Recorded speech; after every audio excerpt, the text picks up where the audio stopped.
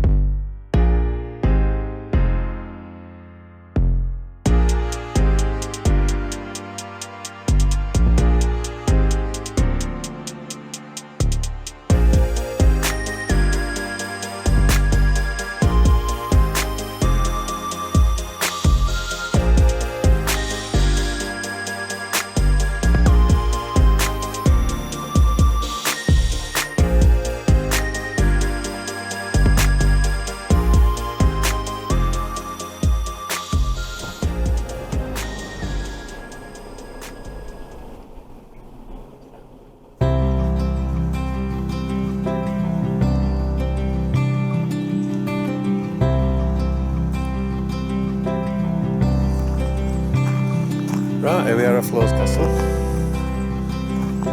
Unfortunately you can't take pictures or videos inside because it's still part of a private home. You can video outside. There's only a few rooms to look through, but it's very nice rooms. So if you're ever in the area, have a visit.